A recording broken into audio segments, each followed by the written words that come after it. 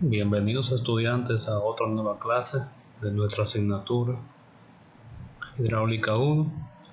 En el día de hoy vamos a continuar con el tema de orificios en la segunda parte.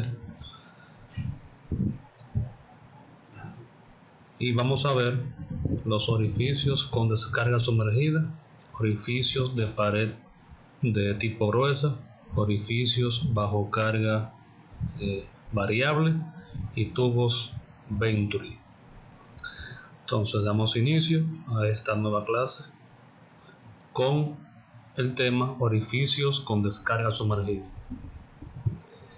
Para este caso estamos hablando de que ahora la sección por donde fluye el líquido está totalmente sumergida o parcialmente sumergida. O sea, pueden tener una condición de cuando la sección está completamente sumergida, tanto aguas arriba como aguas abajo del área, ¿verdad?, por donde está fluyendo el fluido. Para este caso estamos viendo, ¿verdad?, que la superficie está sumergida en este lado y está sumergida completamente en la parte de aguas abajo, y nos queda una variación de elevación entre ambas superficies libres. Tenemos la sección en el orificio, un caudal que nos produce entonces una velocidad, y hay una segunda condición que se podría dar, que es el ahogamiento parcial o sumergido parcialmente, y esto ocurre cuando la sección del mismo también orificio tiene un comportamiento doble, vamos a decir. Tengo, ¿verdad?, que la sección está totalmente sumergida aguas arriba y parcialmente aguas abajo. Entonces estamos viendo aquí que la sección completa por donde fluye este líquido está bajo dos comportamientos. O sea, podemos dividir el área total en el orificio en dos áreas. Esta área inferior, que vamos a llamar A1, produce este caudal Q1, y esta área 2 produce este caudal Q2. Pero ¿qué pasa? Que esta área 1 se encuentra bajo la condición de descarga totalmente sumergida. ¿Por qué? Si vemos esta área para este mismo comportamiento y se compara con esta condición, podemos ver que el área 1, que es esta aquí, está totalmente sumergida, producto de que la superficie libre aguas arriba y la superficie libre aguas abajo están completamente sumergiendo esta área. Y si comparamos la energía que está haciendo que este caudal fluya a través de esta área 1, no es más que la diferencia de elevación entre esta superficie y esta superficie, la cual vamos a llamar aquí H. Para este caso, la energía que está haciendo que el agua fluya desde este lado hacia este lado es esta variación de elevación. Como está totalmente sumergida, la energía corresponde a la variación entre ambas superficies libres. Para este caso, el área 1, la energía que está haciendo que el agua fluya a través de esta área es esa variación de elevación. Ahora bien, esta área 2, que es el área, que es la parte del área total de este mismo también orificio, que está en la parte superior, está produciendo una descarga libre. O sea, el fluido está vertiendo a través de esta área en forma libre. Cuando vimos en la clase pasada, vimos que la energía se mide al centroide del área que está descargando libremente. Entonces, como el área que está descargando libremente es el área 2, entonces la energía que está haciendo que el agua fluya a través de esta área es HM. HM es la diferencia de elevación o la carga al centroide de esta área 2. O sea, tenemos aquí que el centroide de esta área 2 estaría por aquí, por lo que esto sería HM, la energía que hace que ese caudal fluya a través de esta área. Volviendo al caso donde tenemos una condición de descarga sumergida también total, tenemos aquí que la energía que está haciendo que el agua fluya desde este depósito o desde este tanque hasta este tanque no es más que la diferencia entre ambas superficies libres. Como todos saben, ¿verdad? En un mismo plano, ¿verdad? Aquí horizontal, las presiones son también iguales. ¿Qué significa eso? Que para ese mismo plano horizontal, la carga de presión que tengo aquí es la misma que tengo aquí en este punto. Pero como aquí es 0, entonces este punto también aquí es 0. Por lo que la energía que está haciendo que el agua fluya desde este lado hacia este lado, aplicando Bernoulli, no es más que esta variación de elevación. Ahora bien, en el caso de la condición de descarga sumergida total, es cuando se realiza en un orificio totalmente sumergido. La energía que hace que el fluido fluya de un lado hacia otro es la diferencia de elevación o de nivel que existe entre un depósito y otro. Esto se puede sacar aplicando la ecuación de Bernoulli entre ambas superficies libres. O sea, tengo un punto 1 aquí arriba y tengo un punto 2 aquí debajo. Aplicando la ecuación general que vimos en la pasada clase, el caudal que va a circular a través de esta área no es más que el coeficiente de gasto de este mismo también orificio por el área del orificio por la raíz de 2 veces la aceleración de la gravedad por la energía que está haciendo que el agua fluya de este lado hacia este lado. Para este caso, la energía que hace que el agua fluya desde este depósito a este es delta H, o la variación entre ambas superficies libres, como se explicó aquí en este párrafo. El segundo caso de la condición de descarga sumergida se da cuando el ahogamiento o la descarga se produce sumergida parcialmente. Como vimos anteriormente, del área total en el orificio hay un área, vamos a decir área 1, que está descargando bajo la condición de totalmente sumergida, y hay un área 2 que está descargando bajo la condición de descarga libre. Dependiendo del tipo de la forma en cómo se realice ese flujo de ese fluido, en este caso va a dar el caudal, la descarga, el área 1 al estar totalmente sumergida, la carga o la energía que hace que el fluido fluya a través de esta área es la diferencia entre ambas superficies libres, o sea, H.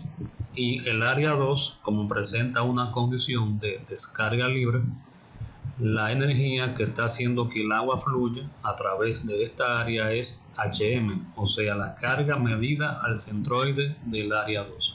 Entonces vamos a leer aquí.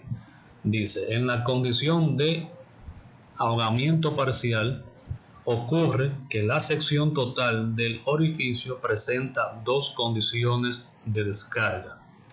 Una que produce una descarga Q1 y otra que produce una descarga Q2. La sección 1 del orificio se encuentra en la condición de ahogamiento total, como les dije, ¿verdad? Está sumergida aguas arriba y totalmente aguas abajo. Y la sección 2 está en descarga libre.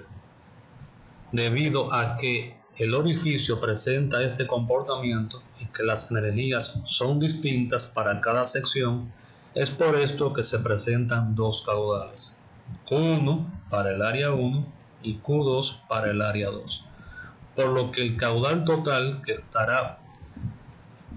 que va a estar también fluyendo, ¿verdad?, a través de la sección total en el orificio es la suma de ambos caudales.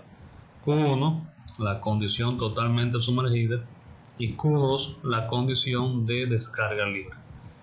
Para el caudal 1 tenemos entonces el coeficiente de gasto 1 por el área o la porción del área total que está bajo la condición de descarga sumergida total por la raíz del 2 por G por H. H es la energía que hace que el agua fluya bajo esta condición. Y el caudal 2 es un coeficiente de gasto 2 por un área 2 por la raíz de 2G por HM, siendo HM la energía que hace que el agua fluya a través del área 2. El área 2 es la porción del área total que está descargando libremente. Como es en descarga libre, entonces la energía que hace que el agua fluya a través de esta sección A2 es HM, o la carga al centroide del área que está descargando de forma libre. Ahora bien, en la teoría nos dice que para esta condición de descarga parcialmente sumergida, ahogamiento parcial, los coeficientes de gasto tanto CD1 como CD2 son constantes y son iguales a estos valores. En la parte de descarga sumergida total, CD1 es 0.70 y en la condición de descarga libre, CD2 es 0.675. Son valores constantes para esta condición de descarga. Bien, continuando, tenemos el tema de orificios de pared tipo gruesa. Aquí es bueno señalar que en el párrafo donde se introdujo el tema y el párrafo que nos dio pie o que nos sirvió para determinar la ecuación del caudal, nos decía que el único contacto entre la pared y el líquido ocurría alrededor de una arista afilada. O sea, cuando vimos ese caso, la sección terminaba aquí en un chanfle, ¿verdad? Era en una arista afilada. Ahora bien, como les he dicho anteriormente, la ecuación general es la misma, solamente cambian las condiciones bajo las cuales está fluyendo el fluido a través de la sección del orificio. Y para este caso vamos a hablar ahora del caso contrario a lo que nos decía el párrafo. El párrafo nos decía, ¿verdad?, que el orificio era de pared delgada. Ahora, ¿cómo afecta la condición de pared tipo gruesa la descarga del fluido? Pues bien, cuando la pared en el contorno de un mismo orificio no tiene aristas afiladas, hipótesis inicial para obtener la ecuación general de los orificios, el párrafo que se dijo en la clase anterior, el orificio es de pared gruesa o tubo corto. En este tipo de orificio se puede observar que el chorro, una vez que ha pasado la sección contraída, tiene espacio dentro del tubo para expandirse y volver a ocupar la totalidad de la sección del mismo. Entre la sección contraída y la sección final ocurre un rápido descenso de la velocidad acompañado de turbulencia y fuerte pérdida de carga. Bien, tenemos un depósito en este caso donde tenemos una carga, ¿verdad? La carga, hemos dicho anteriormente, se mide superficie libre al centroide del área del orificio. Y puede ser, ¿verdad?, pared gruesa o tubo corto. Si yo tengo un tubo corto, ese tubo tendrá una longitud que vamos a llamar E y tendrá un diámetro D. Ahora bien, sabemos que por la misma inercia, todas las partículas del líquido tienden a moverse hacia el centroide de esta área y que por efecto de esa misma inercia se produce una contracción del chorro, que es lo que estamos viendo en esta parte. Cuando sale el chorro, este se contrae. Pero ¿qué pasa en los orificios de pared gruesa? Que una vez que pasa la sección contraída, todavía queda una longitud de tubería o de espesor o de contacto que permite que el chorro se expanda otra vez y que vuelva a tener una sección igual a la del tubo. O sea, el diámetro del chorro será igual al diámetro que tenga el tubo. Ya no hay sección contraída en esta parte. Entonces, en esta parte de aquí hay un vacío parcial, o sea, la presión que se genera aquí es menor que la presión que existe en la atmósfera. Entonces, por esto que al tener un vacío aquí, tengo entonces una ligera succión, lo que incrementa entonces el caudal que va a salir a través de la sección del orificio de paredes. Ahora bien, hemos visto lo que sucede al interior del conducto, al interior del tubo corto, pero ¿cómo afecta esta condición la ecuación del caudal general, ¿verdad? El caudal a partir de la ecuación general de los orificios. Bien, entonces para este caso aplicamos la misma ecuación que ya hemos visto, donde el caudal es igual al coeficiente de gasto propio de esta configuración por el área del orificio por la raíz de 2 por G por H. H sería, ¿verdad?, la energía que está haciendo que el agua fluya desde el depósito a través del orificio. Pero como ya hemos dicho, una vez que pasa la sección contraída, pasa esta sección, lo que se percibe a la salida es un chorro de igual diámetro que el tubo. Por lo tanto, el coeficiente de contracción, que no es más que la relación entre el área contraída y el área del orificio, en este caso sería 1. Como sabemos, el coeficiente de gasto es el producto del coeficiente de contracción y el coeficiente de velocidad. Pero como el coeficiente de contracción es 1, entonces el coeficiente de gasto esperado para esta condición será igual al coeficiente de velocidad. Como sabemos, la velocidad real, ¿verdad?, es la ecuación de raíz de 2G por H, Torricelli, ¿verdad?, afectado por un coeficiente que ajusta la ecuación teórica de la velocidad, que es esta, a una velocidad real. O sea que la velocidad del chorro es igual, como ya hemos visto, ¿verdad?, al coeficiente de velocidad por la raíz de 2G por H. Bien, entonces en el libro de Sotelo, Hidráulica General, tabla 6.2, capítulo 6, ¿verdad?, tabla 2, tenemos diferentes coeficientes de gasto para diferentes tipos de orificios de pared tipo gruesa. Bien, Para un tubo corto, cuyo ángulo sea 0, la pared sería vertical, ¿verdad?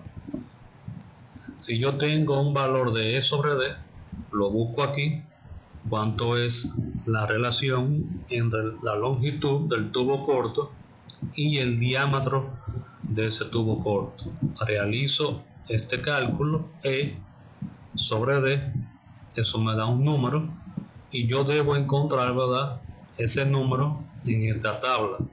Según ese valor de E sobre D, entonces yo tengo una relación, tengo un valor de un coeficiente de gasto que es el que voy a utilizar en la ecuación general de los orificios. Fíjense que hemos dicho, ¿verdad?, que a medida que incrementa el número de Reynolds, los coeficientes CD tienden a ser constantes, ¿verdad?, e iguales a 0.60. Entonces podemos decir a partir de aquí que el orificio será de pared gruesa cuando la relación de E sobre D sea mayor que 0.5. Bien, que se afecta por este número que está aquí. Ahora bien, aquí tenemos otras condiciones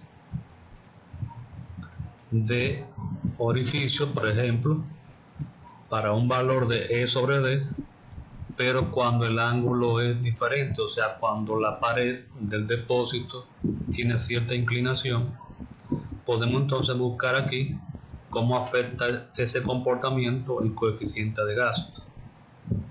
Fíjense que mientras más inclinada esté la pared, el caudal que saldrá a través de la sección será inferior, ¿verdad? Tenemos menor coeficiente de gasto mientras más inclinada está la pared. Y así también tenemos otra forma de tubo corto, orificio, ¿verdad?, de pared gruesa, que podemos evaluar en la tabla 6.2. Según la forma que tenga el tubo corto, vamos a la tabla, buscamos la información correspondiente que nos permitirá encontrar entonces el coeficiente de gasto que debemos entonces aplicar en la ecuación general de el caudal a través de los orificios. Fíjense aquí que si yo encuentro el coeficiente de gasto, también podré determinar indirectamente el coeficiente de velocidad.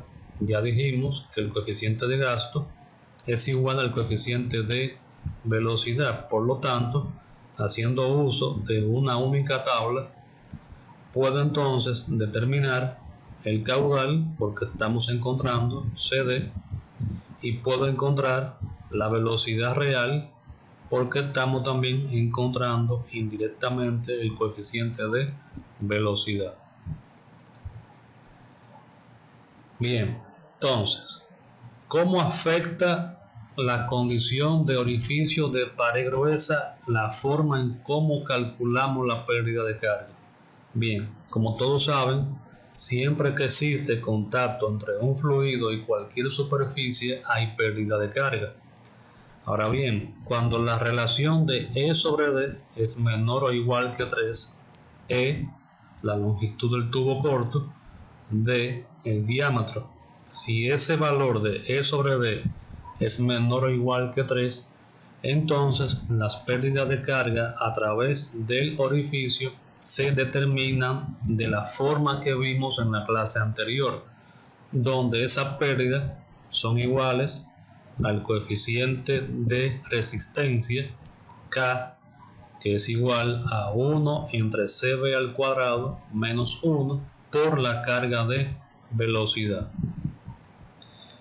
Pero ¿qué pasa cuando la relación de E sobre D es mayor que 3? Entonces ya la longitud del tubo es significativa en comparación. En este caso, como tengo más longitud de tubería, entonces debo tomar en cuenta la influencia de la fricción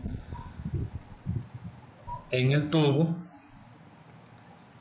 y este tubo se comienza a considerar como un conducto sometido a presión. Por lo tanto, para determinar la pérdida de carga cuando el valor de E sobre D es mayor que 3, debemos aplicar una ecuación que permita determinar esa pérdida de carga, ya sea Darcy, ya sea Hazen-Williams, la que se aplique al caso que estemos estudiando, incluyendo además las pérdidas propias del orificio, calculadas con esta ecuación. O sea, debo tomar en cuenta la pérdida por fricción en la conducción y debo tomar en cuenta también la pérdida propia del orificio, de la sección, o sea, la sección del orificio y la fricción en la tubería.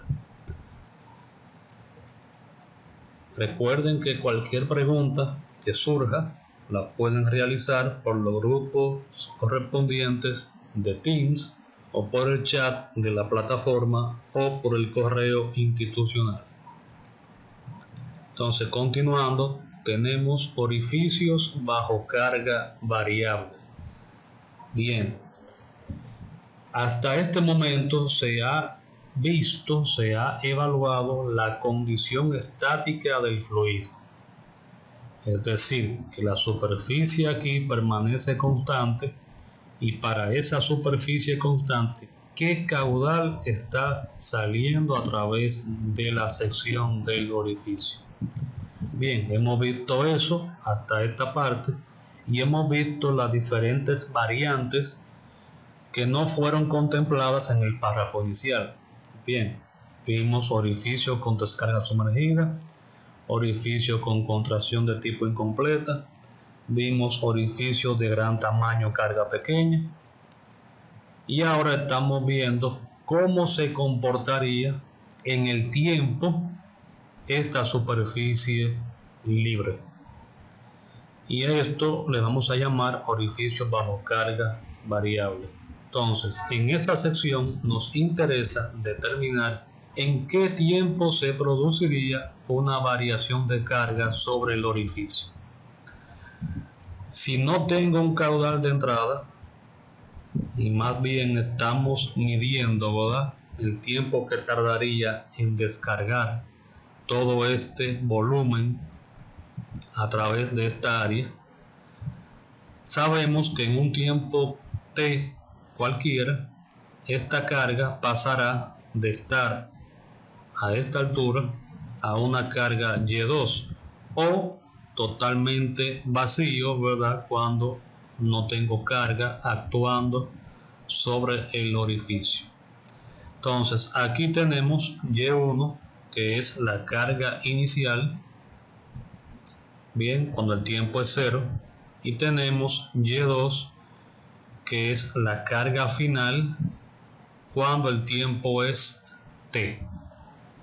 Ahora bien, ese depósito, este depósito visto en planta tendrá un área. O sea, si yo lo veo en planta, ¿verdad?, lo veo desde aquí arriba, ese depósito tendrá un área que vamos a llamar área A sub R. Bien, entonces partimos de lo siguiente. Tenemos un depósito con un orificio bajo carga variable. Carga inicial Y1, carga final Y2. Visto en planta, el depósito tiene un área A sub R.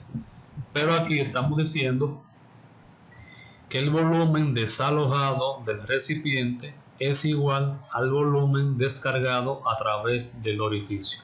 O sea, este volumen que está aquí, que salió de este depósito en un tiempo t cualquiera, ese volumen es el mismo volumen que salió a través del orificio, y eso ocurrió en un tiempo.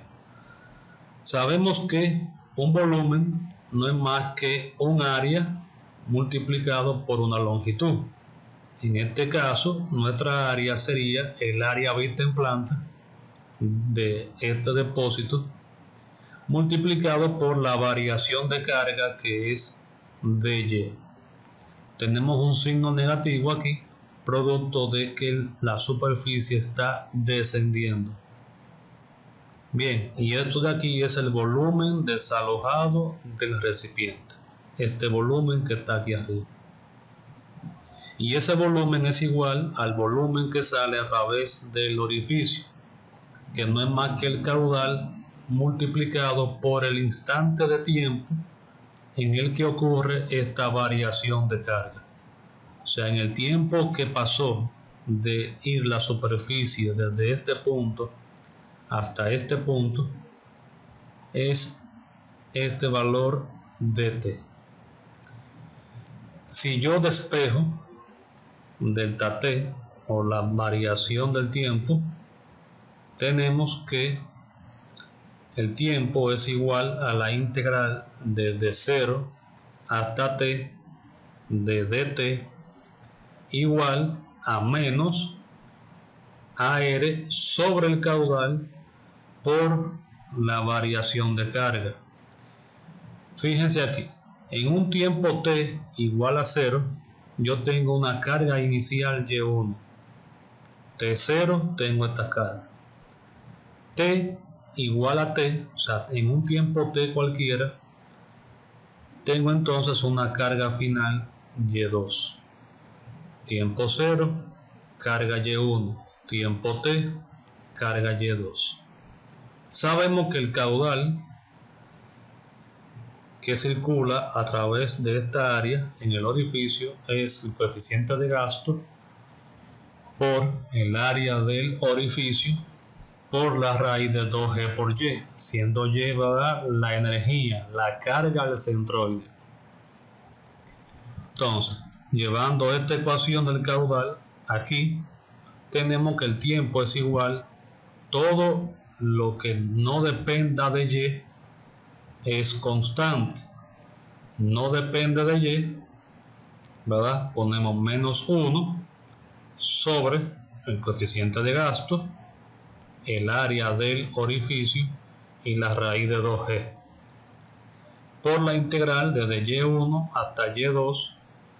La raíz de Y depende de Y, por lo tanto debo integrarla.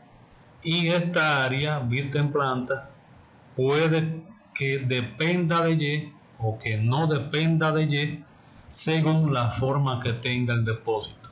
Luego, ¿verdad?, vamos a describir algunas condiciones.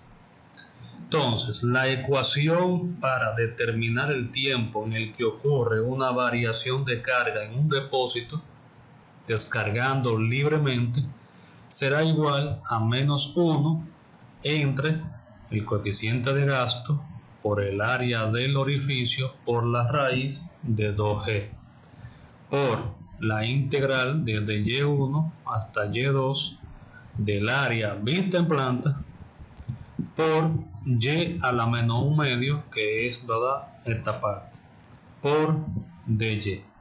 Esta es la ecuación para el tiempo. Y a partir de esta ecuación entonces vamos a ver otras cosas, como esta. Si yo tengo un depósito de sección de tipo también que cambia, ¿verdad?, variable, tenemos este caso. Tenemos un cono de tipo truncado. Tengo un cono y aquí estamos viendo, ¿verdad?, que a medida que aumenta la carga, aumenta la sección para esta forma de recipiente.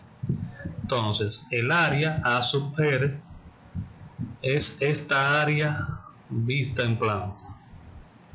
Y estamos viendo, ¿verdad?, que a medida que disminuye la carga, disminuye la sección. Es por esto que estamos diciendo aquí que el área vista en planta de este depósito depende de la carga, depende de cuánto sea Y. Fíjense que a medida que Y disminuye, disminuye la sección. Ahora bien, para este caso particular, y ya esto ustedes tienen que plantearlo, ¿verdad?, dependiendo la forma que tenga el recipiente, en este caso estamos viendo que el radio del cono truncado tiene un comportamiento lineal, pero puede existir un comportamiento parabólico o cúbico, ¿verdad? Puede existir un comportamiento del área vista en planta que no sea lineal como este caso. O sea, este mismo ejemplo, este pequeño ejemplo, es válido para un comportamiento lineal. Ustedes están viendo aquí que estamos usando la ecuación de la línea recta y sabemos que una línea está definida por dos puntos. En este caso, esos dos puntos serían este punto y este otro punto. Este primer punto, si yo tengo un plano cartesiano, ¿verdad? XY, tenemos que ese punto tiene en el eje X un radio y en el eje Y 0, y que este punto en el eje X tiene un valor R1 y que en el eje Y tiene un valor Y1. O sea, este punto produce esta área AR1 y este otro punto, ¿verdad? Aquí un punto intermedio produce esta área 2. Para este caso, esta X es el radio. Y X, si yo lo despejo de aquí, es Y menos A sobre B. Ahora bien, el área, como este es un depósito que tiene un área vista en planta circular, el área de un círculo es pi por radio al cuadrado. Pero X, ¿verdad?, es R.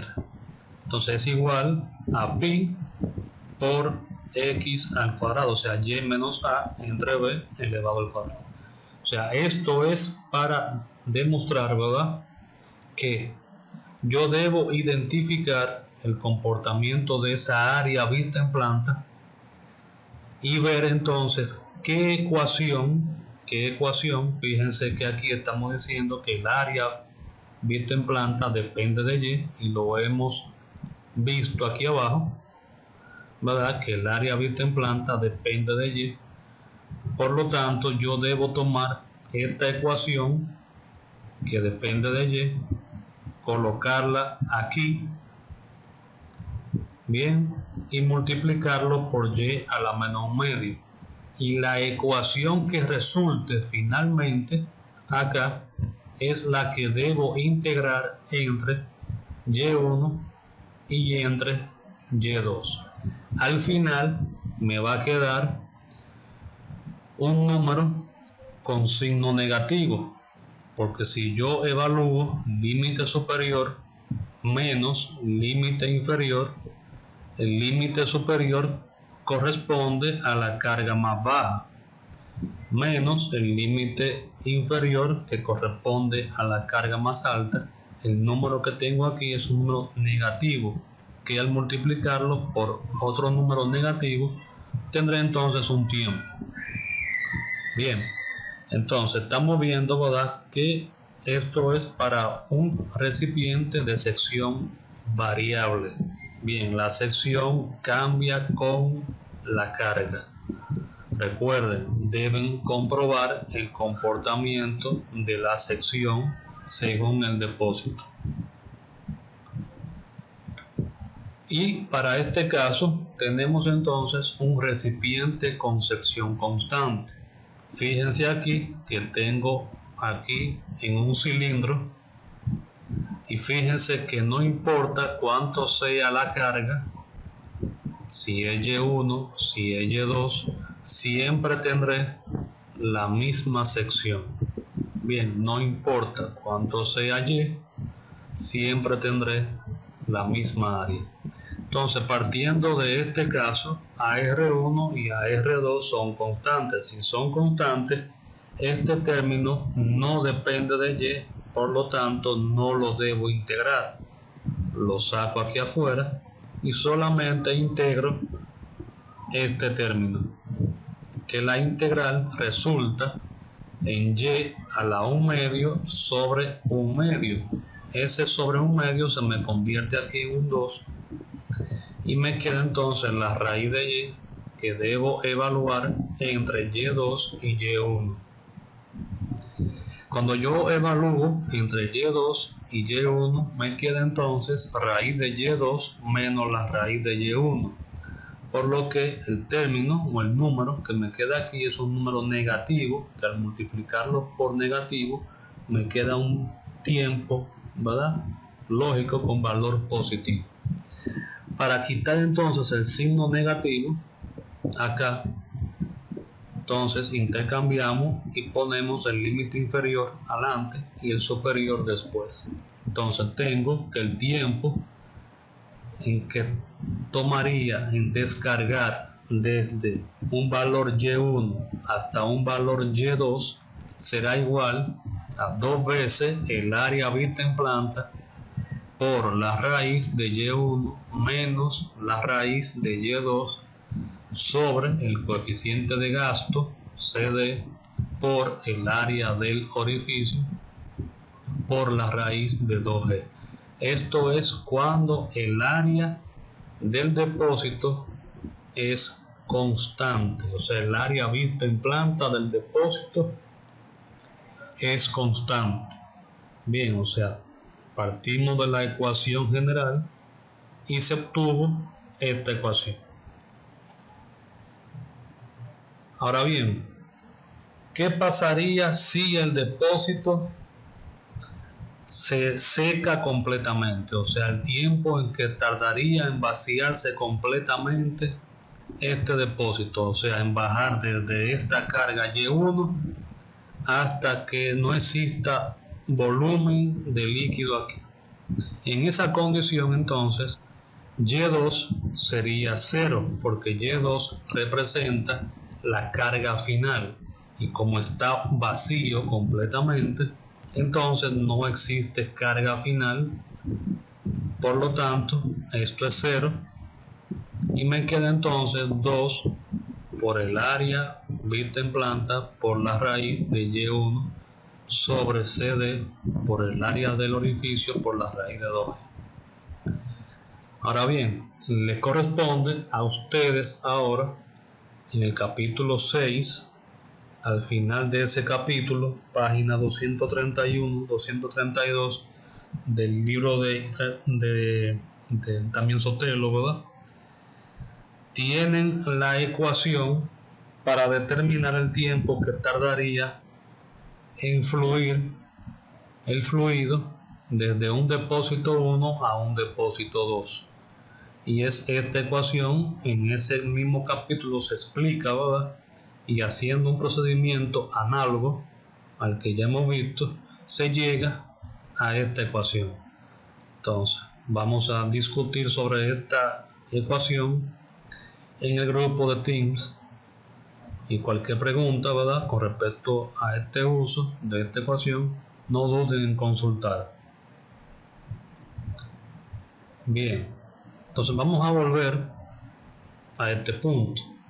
Bien, vimos, ¿verdad?, que cuando el recipiente es de sección variable, yo debo determinar la ecuación en función de y que define el comportamiento de esta área.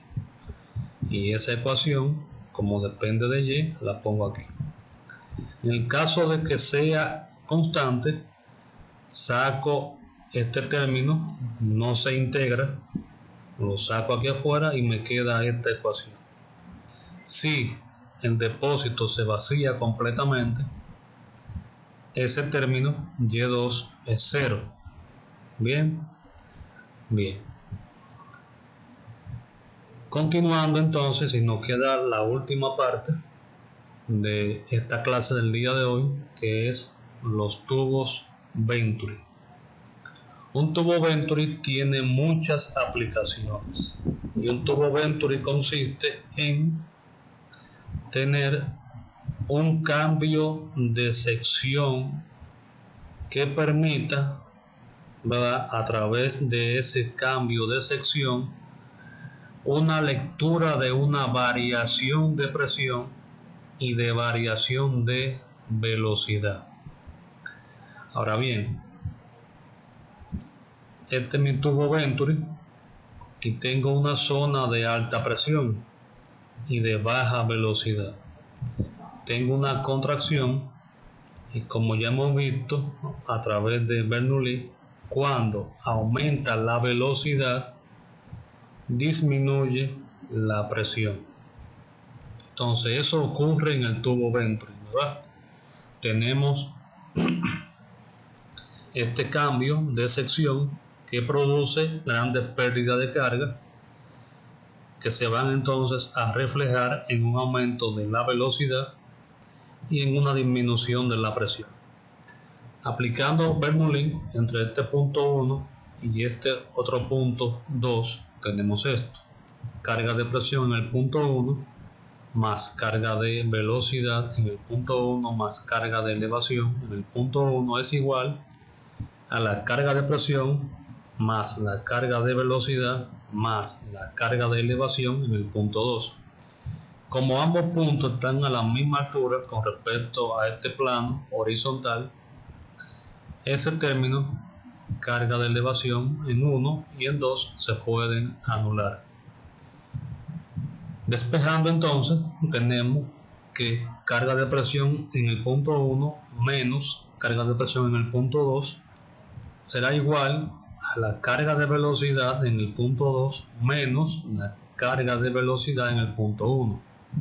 Como ya hemos visto anteriormente, las diferencias en las cargas de presión no es más que delta P sobre gamma, ¿verdad? P1 menos P2 es delta P entre el peso específico. Sabemos por continuidad que el caudal en el punto 1 es el mismo caudal aquí en el punto 2, o sea que Q1 es igual a Q2 y por lo tanto el producto del área 1 por la velocidad 1 es igual al área 2 por la velocidad 2. Despejando la velocidad 1 de esta ecuación 2, tenemos que V1 es área 2 sobre área 1 por la velocidad 2. Área 2, ¿quién es? Pi entre 4 por el diámetro 2 al cuadrado. Área 1, ¿quién es? Pi entre 4 por el diámetro 1 elevado al cuadrado por la velocidad en el punto 2. Eliminamos, ¿verdad? Pi entre 4 y nos queda que la velocidad 1 es igual al diámetro 2 entre el diámetro 1 elevado al cuadrado por la velocidad 2. Y a esto vamos a llamar ecuación 3. Sustituyendo entonces la ecuación 3 en la ecuación 1, nos queda que carga de velocidad en el punto 2, ¿verdad?, menos carga de velocidad 1 al cuadrado, V1 al cuadrado entre 2G, V1 es todo esto, por lo que me queda entonces D2 entre D1 elevado a la cuarta, ¿verdad?, por la carga de velocidad en el punto 2 es igual a la variación de presión entre el peso específico. Sacando factor común, tengo carga de velocidad. Aquí, si yo divido V2, ¿verdad?, si yo tomo y divido carga de velocidad entre cargas de velocidad, esto es 1, y si yo divido este término entre cargas de velocidad, me queda entonces D2 entre D1 elevado a la cuarta, igual, ¿verdad?, a la variación de la carga de presión. Es común que el valor de D2 entre D1 se le llame beta, o sea, va a ser 1 menos beta elevado a la cuarta. Entonces la velocidad teórica, despejándola de esta ecuación, es igual a la raíz cuadrada de 2 por G por delta P entre gamma, ¿verdad?, sobre la raíz cuadrada de todo este término, 1 menos D2 entre D1 elevado a la cuarta. Esto es velocidad teórica. Todos los tubos Venturi tienen un coeficiente de ajuste, ya lo hemos visto, ¿verdad? Entonces esos coeficientes de ajuste de los tubos Venturi oscilan entre un valor de 0.96 a 0.99. Recuerden que estos términos, mientras más rápido fluye el fluido a través de la sección, los coeficientes de velocidad tienden a ser igual a 1. Entonces los tubos Venturi tienen, ¿verdad?, ese comportamiento. Muy alto número de Reynolds en la sección contraída.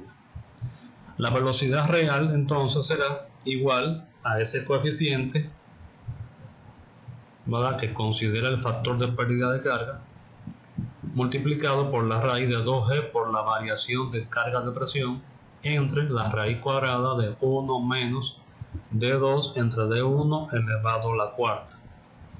Ahora bien, el caudal será igual al coeficiente, ¿verdad?, a la velocidad por el área. La velocidad la vimos aquí, CB por la raíz de 2G por la variación de la carga de presión entre la raíz cuadrada de 1 menos D2 entre D1 elevado a la cuarta. Esto es la velocidad multiplicado por el área 2, que es donde estoy buscando la velocidad real. O sea que el caudal es todo esto, ¿verdad? Un coeficiente multiplicado por un área multiplicado por la velocidad teórica, que en este caso es esta. Recuerden, ¿verdad?, que se toma en cuenta un factor de pérdida de carga a través de este coeficiente. Y aquí tenemos entonces la ecuación del caudal en los tubos Venturi. Recuerden que este valor D2 entre D1 se conoce como beta. Ahora bien, ¿dónde aplicamos el efecto Venturi? Bien, se usa en las industrias. Por ejemplo, si yo deseo inyectar una solución, o cloro, vamos a poner el caso, en una planta de agua potable, si yo quiero desinfectar esa agua, eso se hace a través de un tubo Venturi, ¿verdad? Se tiene un difusor donde con una bomba se inyecta agua a través de ese tubo Venturi. Como yo tengo aquí baja velocidad, altas presiones, cuando cambio la sección aumenta la velocidad y baja la presión. Baja la presión hasta un punto que se genera succión. Entonces, por aquí, en este punto, se inyecta entonces el cloro gas, que como tengo agua inyectando, ¿verdad?, gracias a la succión que se produce, entonces aquí tengo una solución de cloro, ¿verdad?, que es la que se inyecta entonces en la cisterna para mantener un cloro residual en las redes de agua potable. También se utiliza el efecto Venturi en la medicina. Por ejemplo, aquí en esta mascarilla tenemos diferentes tubos Venturi, cada uno para un caudal específico, ¿verdad? En este caso, lo que se desea, ¿verdad?, es que por un lado se inyecta el oxígeno a una presión muy alta, ¿verdad?, una gran cantidad de oxígeno por aquí. Cuando llega a la sección contraída, disminuye la presión producto de que el oxígeno aumenta su velocidad. Entonces eso produce un vacío y por esta parte entonces se introduce el medicamento que se quiere dar, ¿verdad?, o que se quiere también dosificar al paciente. Y también se utiliza el efecto Venturi en los vehículos de Fórmula 1.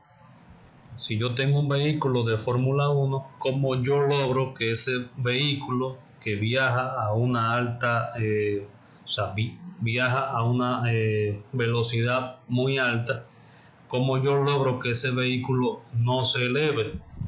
Bien, entonces debajo en el chasis, el mismo también vehículo, se genera entonces una sección menor, ¿verdad? Cuestión de que si el vehículo va en esta vía, el aire que pasa debajo del vehículo entra, ¿verdad? Al entrar a una sección disminuida aquí abajo, entonces la velocidad del aire es mayor en esta parte, por lo tanto, si hay una alta velocidad, la presión en este punto baja, por lo que hay aquí una ligera succión, y esto es lo que hace que el vehículo se quede pegado a el asfalto, ¿verdad? Y no se eleve. Tiene el efecto Venturi, ¿verdad? El aire entra aquí debajo, pasa por una sección disminuida, aumenta la velocidad del aire aquí abajo. Si aumenta la velocidad, disminuye la presión, por lo tanto, ¿verdad? Se ejerce una fuerza vertical hacia abajo que mantiene este vehículo junto con su peso, ¿verdad? Lo mantiene pegado hacia el asfalto. Entonces aquí vemos, ¿verdad?, que en este punto hay una presión baja y hay una velocidad muy elevada del flujo de aire. O sea que, como ustedes pueden ver, ¿verdad?, no es solamente fluido líquido que se puede manejar, ¿verdad?, también fluido gaseoso, todo aplicando el concepto de Bernoulli a este dispositivo llamado tubo Venturi. Entonces eso es todo por el día de hoy, y en la próxima clase veremos la unidad 4 que corresponde al tema de compuertas. Gracias por su atención y nos vemos en la próxima clase. Pasen feliz resto de la noche.